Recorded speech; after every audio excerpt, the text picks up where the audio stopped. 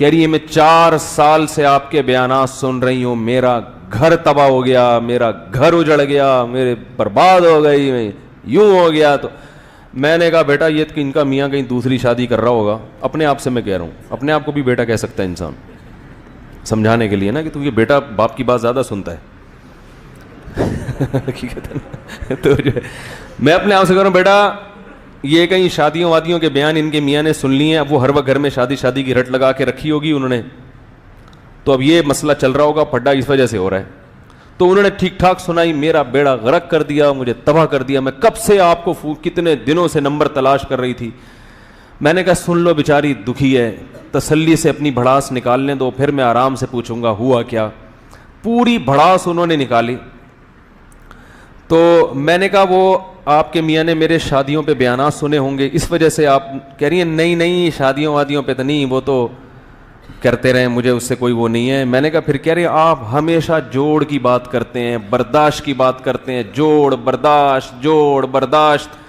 تو اس جوڑ اور برداشت کی وجہ سے میرا میاں اور میرا سسرال مجھ پہ حاوی ہو گیا. میں برداشت کر کے ساس, جو پورے الفاظ تو میں ان کے نہیں بیان کر رہا, اس کو یعنی ظاہر اب الفاظ تو مجھے پورے یاد نہیں ہوں گے نا, جو ان کے جذبات اور ان کے الفاظ وہ اپنی بالمعنی روایت کر رہا ہوں کہ وہ میں برداشت کر کے بھائی اگنور کرو اور پس گئی ہوں میں, اور اب میری زندگی تباہ ہو گئی. تو میں سمجھ گیا جوڑ کی بات کون کرتا ہے بھائی. یعنی ہم بھی کرتے ہیں لیکن زیادہ تر حضرت کرتے ہیں, وہ تو ماشاءاللہ کرتے ہی جوڑ برداشت. تو میں نے ان سے کہا, میں نے کہا دیکھیں وہ تو بیچارے, اس لیے بیچارے تو نہیں کہنے چاہیے لیکن بڑے عالم ہیں, لیکن ان کی نظر میں تو مظلوم ہی بن گئے نا. میں نے کہا وہ بیچارے بیان جو کرتے ہیں وہ اس کا یہ مطلب تو نہیں ہے کہ جہاں بعض صورتوں میں شریعت نے انتقام لینے کی اجازت دی ہے وہاں تو جائز ہے. تو میں نے کہا کہ وہ اس کا یہ مطلب نہیں ہے جو آپ سمجھ رہی ہیں. اب وہ کیا مطلب ہے وہ میں نے کہا کسی وقت بتا دیں گے. فی الحال میں آپ سے کہہ رہا ہوں کہ آپشن بی بھی ہے. آپشن بی بھی ہے کہ برداشت نہیں کرو. کیا خیال ہے؟ میں نے کہا اصل تو یہی ہے جیسے وہ کہہ رہے ہیں, کیونکہ آج کل جو معاشرے میں فسادات زیادہ پھیل رہے ہیں وہ عدم برداشت ہی کی بنیاد پہ پھیل رہے ہیں.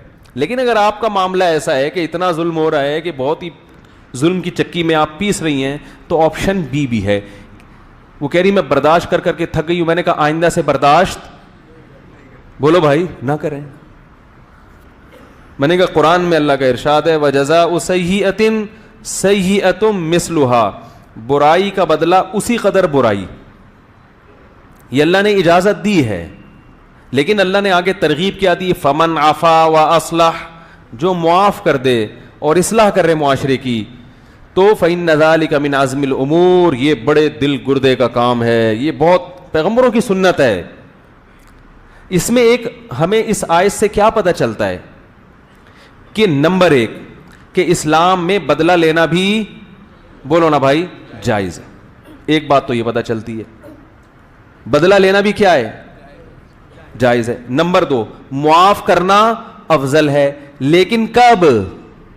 فمن عفا واصلح, معاف کرے اور معاشرے کی اصلاح کرے. پتہ چلا معاف کرنے سے اگر معاشرے کو فائدہ ہو رہا ہے پھر معاف کرے, فائدے کے بجائے نقصان ہو رہا ہے تو پھر معاف کرنے کی ترغیب.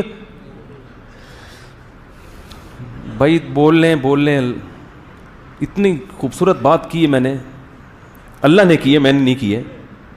اسلام دین فطرت ہے. بعض دفعہ معاف کرنے سے فائدے کے بجائے کیا ہو رہا ہوتا ہے؟ نقصان ہو رہا ہوتا ہے. جیسے حدیث میں آتا ہے کہ اگر ایک صحابی نے پوچھا یا رسول اللہ مجھ سے اگر کوئی میرا مال چھیننے کی کوشش کرے میں کیا کروں؟ فرمایا نہیں دو.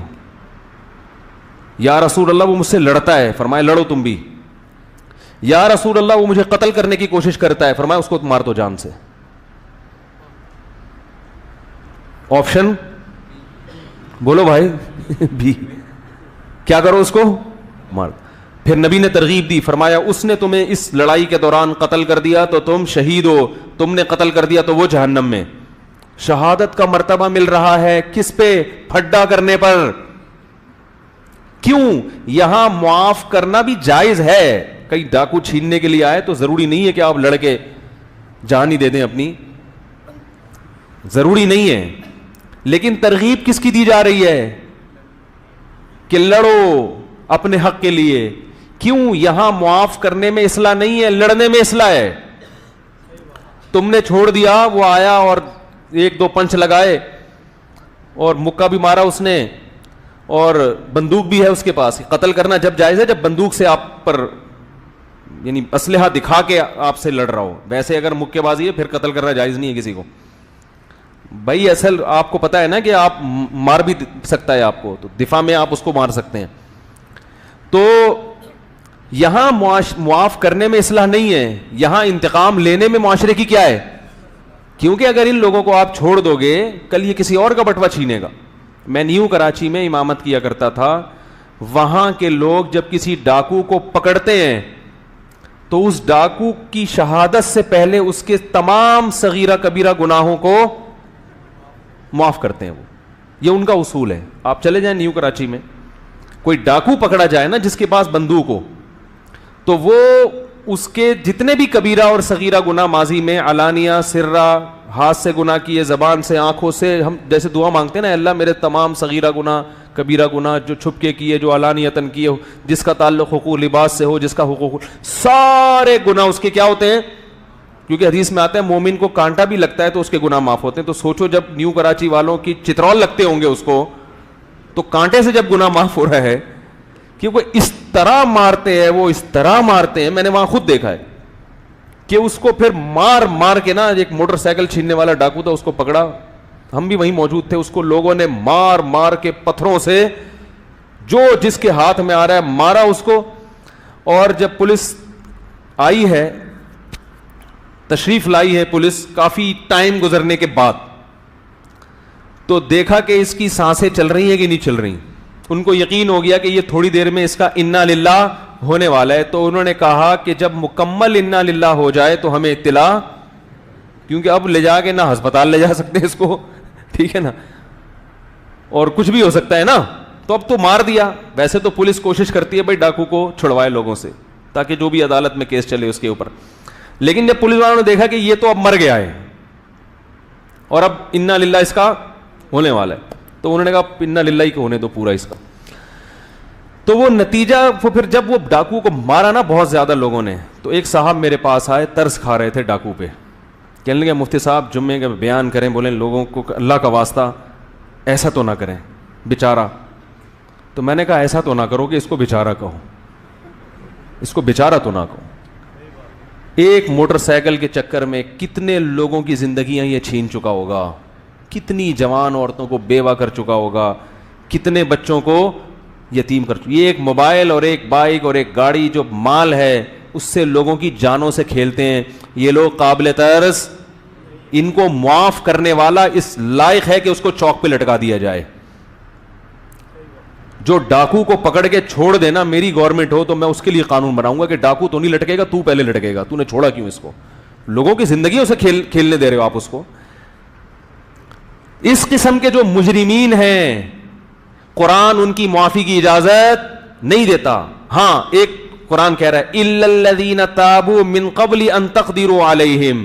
کیا عجیب آیات ہیں, کیسا قرآن ہمیں گائیڈ کرتا ہے, کیسا بہترین انداز سے تربیت کرتا ہے. فرمایا وہ ڈاکو کہ گرفتار ہونے سے پہلے توبہ کر لیں. کیسے پیارے الفاظ ہیں بھائی. ایک آدمی گن پوائنٹ پہ لوگوں سے موبائل چھینتا ہے, موٹر سائیکلیں چھینتا ہے, پیسے چھینتا ہے, پکڑا گیا, اللہ فرماتے ہیں اس کی توبہ دنیا میں قبول, آخرت کے لحاظ سے تو ہے, دنیا کے لحاظ سے توبہ قبول نہیں, اس کو سزا ملے گی, قابل معافی نہیں ہے یہ. حتیٰ کہ عجیب بات آپ کو بتاؤں, جو لوگ گن پوائنٹ پہ لوگوں سے مال چھینتے ہیں, جن کو قطاع الطریق کہا جاتا ہے فقہ کی اصطلاح میں, جن کی قرآن نے سزا بیان کی ہے کہ جب یہ گرفتار ہو جائیں تو ان کو حکومت بھی معاف نہیں کر سکتی, اور جن لوگوں کا قتل کیا ہے نا انہوں نے, ان کے لواحقین بھی معاف نہیں کر سکتے. اگر قرآن میں ہر جگہ معافی معافی ہی ہوتی, بس معاف کرنا ہے معاف کرنا ہے, تو قرآن ان سے معافی کا آپشن 100% ختم. یعنی گورنمنٹ کو اجازت نہیں ہے معاف کرنے کی ایسے ڈاکو کو. اسی طرح اس ڈاکو نے کسی کو قتل کر دیا ڈکیتی کے دوران, تو جو مقتول کے جو وارثین ہیں وہ بھی اس کو معاف, اگر معاف کر دیں تو بھی اس کو لٹکایا جائے گا. مشکل ہے بھائی. یہ آپشن بولو بھائی, یہ کون سا آپشن ہے؟ یہ بی آپشن ہے. یہ والا بھی ہے اسلام کا ایک رخ, کیونکہ اسلام نے نہ کیونکہ اس کو قتل کیا جائے گا بطور حد کے, بطور قصاص کے نہیں, بطور حد کے. حد کہتے ہیں جس جو اللہ کا, یعنی جو اللہ سزا لے رہا ہے اس میں اللہ حکومت کو محض وکیل بنا رہا ہے, متولی بنا رہا ہے کہ سزا تو میں لے رہا ہوں, تم صرف ذریعہ بن رہے ہو, تمہیں معاف کرنے کی اجازت نہیں ہے.